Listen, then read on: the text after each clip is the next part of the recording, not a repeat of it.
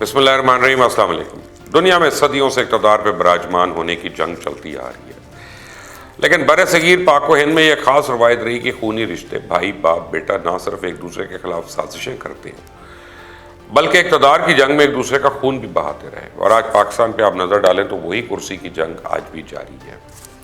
جسے کرسی چھن جاتی ہے مسلسل اس کوشش میں بدامنی اور سیاسی عدم استحکام جاری رکھتا ہے جب تک کہ وہ اس کو کرسی سے اتار نہ لے۔ خواہ کرسی کی اس جنگ میں پاکستان کو خدا نخواستہ ناقابل تلافی نقصان پہنچے۔ اور حیرانی کی بات یہ ہے کہ کوئی پوچھنے والا نہیں کہ کون سی باطل حکومت ہے، کس کے خلاف جہاد کر رہے ہو، کون سا حق اور باطل کا مارکا لڑ رہے ہو، کون سی مقدس جنگ شروع کر رہے ہو، کیوں جنونی بیانات دے رہے ہو، کیوں گالیوں سے گولیوں پر اتر آئے ہو، کیوں بغاوت کا علم بلند کر رہے ہو، کون سا انصاف کا مارکا بلند کر رہے ہو، ملک تباہی کی طرف گامزن ہے، IMF سے مذاکرات چل رہے ہیں، اور ایسے میں کیوں ہنگامہ خیزی کر رہے ہو، کیوں حساس صورتحال میں ہنگامہ آرائی کر رہے ہو، کون سی سازش، کون سی آزادی؟ معاملہ صرف اور صرف اقتدار کا ہے، اور حکمرانوں سے مایوس قوم سے کھیلنے کے لیے وافر مقدار میں مواد موجود ہے۔ سیاسی جلسوں کے نیچے جنگی اور قومی ترانے لگا کر عوام کے جذبات سے کھیلا جا رہا ہے، اور اس کا ناقابل تلافی نقصان ہو رہا ہے۔ ہر روز ایک سے ایک بری خبر سننے کو مل رہی ہے۔ مثال کے طور پہ آج یہ خبر آئی ہے کہ پاکستان کے بیرونی اور اندرونی قرضوں کا حجم جو ہے وہ 31 مارچ 2022 تک 53,000 ارب سے زیادہ ہو گیا، جبکہ ڈالرز میں مجموعی قرضے کا حجم 128.92 ارب ڈالر ہو گیا۔ مرکزی بینک کے جاری کردہ اعداد و شمار کے مطابق قرض میں اس سال جنوری سے مارچ کے مہینے میں 1820 ارب روپے کا اضافہ ہوا، جبکہ موجودہ مالی سال کے 9 مہینوں میں 5,700 ارب کا اضافہ ہو چکا ہے۔ اور دوسری طرف خونی مارچ اپنے اختتام کو پہنچ چکا ہے۔ اور مزے کی بات یہ ہے کہ اس مارچ کے ساتھ خون لگانے والے شیخ رشید کل صرف 2 ویڈیو خطابات میں سامنے آئے جو وہ کسی کمرے میں کھڑے ہو کے ریکارڈ کروا رہے تھے، اور جس میں واضح نظر آ رہا تھا کہ وہ پریشان ہیں۔ لال ویلی میں 60 لوگ ان کا جلسہ میں جانے کے لیے انتظار کرتے رہے، لیکن وہ اکیلے اسلام آباد پہنچ گئے، کہیں منظر عام پہ نہیں نظر آئے۔ بہرحال یہ ایک حقیقت ہے کہ عمران خان کا دھرنے کو کینسل کرنے کا فیصلہ ملک کے مفاد میں ہے، کیونکہ حکومت چاہے تحریک انصاف کی ہو یا کسی اور کی، دھرنے، ہڑتالیں، مار پیٹ، اس طرح کی دیگر چیزیں جو ہیں معاشی خودکشی کے مترادف ہوتی ہیں، اور اس کا اعتراف خود عمران خان کئی دفعہ کر چکے ہیں۔ عمران خان اپنے دور حکومت میں دھرنوں اور مارچز کے بارے میں کیا تاثرات رکھتے تھے میں آپ کو دکھاتا ہوں، ذرا دیکھ لیں۔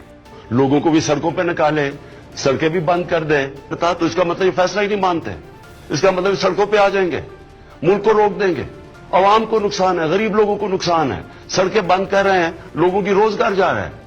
جو بیچارہ دہاڑی میں جس نے آ کے مزدوری کرنی تھی، جب ملک رک جائے گا وہ کدھر سے بچوں کا پیٹ پالے گا؟ یہ ملک دشمن عناصر اس طرح کی باتیں کرتے ہیں، آپ نے ان کی باتوں میں نہیں آنا۔ عمران خان نے لانگ مارچ کی اپنی آخری تقریر میں کہا تھا کہ حکومت کو 6 روز کا الٹیمیٹم دیتا ہوں، اسمبلیاں تحلیل کر دو، جون میں نئے الیکشن کا اعلان کیا جائے ورنہ پوری قوم کے ساتھ دوبارہ اسلام آباد آؤں گا، اور اس بار کوئی رکاوٹ نہیں ہوگی۔ جبکہ عمران خان کے اسلام آباد سے واپس جانے کے پیچھے جو کہانیاں ہیں کہ ان کو اسمبلی توڑ کے نئے انتخابات کی یقین دہانی کروائی گئی ہے، اور یہ تعویلیں پیش کی جا رہی ہیں کہ باپ یعنی بلوچستان عوامی پارٹی کا اگر تحریک عدم اعتماد میں ساتھ نہ دیا گیا تو وہ حکومت سے الگ ہو جائے گی، اور 2 ووٹوں کی اکثریت پہ کھڑی حکومت میں 3 ووٹ نکل جائیں گے۔ لیکن اس وقت یہ معاملہ ہے کہ جام کمال کی طرف سے قدوس بزنجو کے خلاف جمع کرائی گئی تحریک عدم اعتماد مطلوبہ ووٹ نہ ہونے کی وجہ سے مسترد ہو چکی ہے، اور اب اگلے 6 مہینے تک دوبارہ عدم اعتماد جمع نہیں ہو سکتی، اس لیے یہ معاملہ تو کھٹائی میں ہے۔ رانا ثناء اللہ نے کہا کہ نئے الیکشن کا اعلان اتحادیوں کے ساتھ مل کر کریں گے، لیکن آج پارلیمنٹ میں قانون سازی کی کارروائی دیکھ کر ایسا لگتا ہے کہ حکومت جلدی میں ہے، انہوں نے بڑے اہم بل پاس کروا لیے۔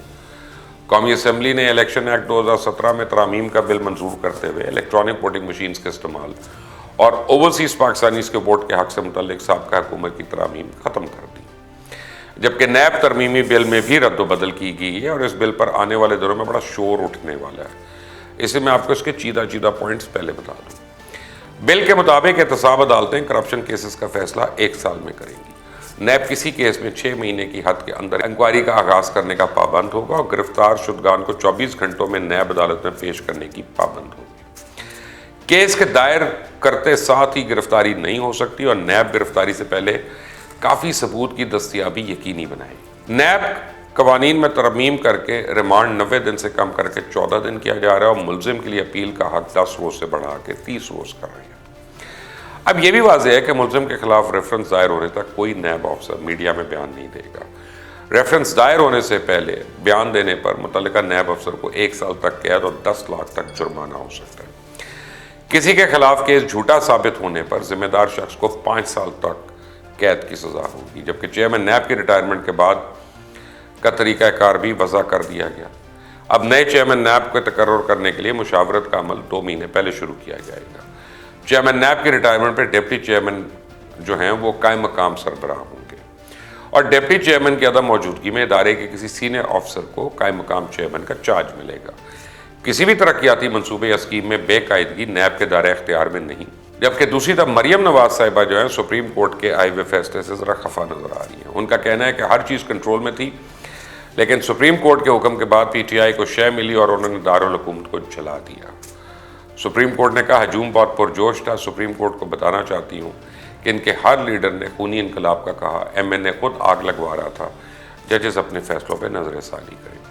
जबकि शहबाज शरीफ इमरान खान की 6 दिन की मोहलत रद्द कर चुके हैं। लोग पूछें कि 6 दिन बाद क्या होना? वही हुकूमत, वही फौज, वही अदलिया, वही वजीर, आखिर 6 दिन के बाद ऐसा क्या होना है कि सब कुछ इमरान खान के हक में चेंज हो जाएगा? जबकि जो मार्च कल इमरान खान ने की उसकी तैयारी तो वो 4 हफ्तों से कर रहे थे। अब अगले 6 दिन में दूसरी मरतबा लॉन्ग मार्च की तैयारी तो आसान नहीं है।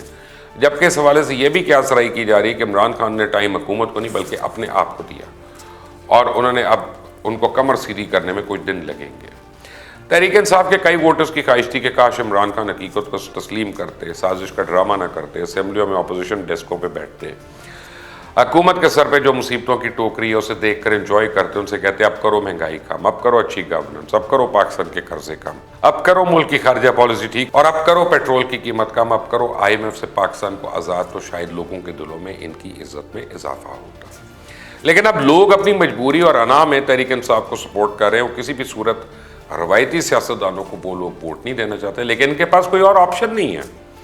इमरान खान ने अपनी कारकर्दगी के जो झंडे गाड़े हैं वो देखकर इनके वोटर्स अंदाज़ा लगा सकते हैं कि अगर दोबारा आ भी गए तो क्या होगा। मईशत ठीक होगी, अमेरिका से आज़ादी मिलेगी, बुजदार की जगह पंजाब में कोई नया टार्जन आ जाएगा, वज़ीर ख़जाना कौन होगा? कुछ भी नहीं होगा।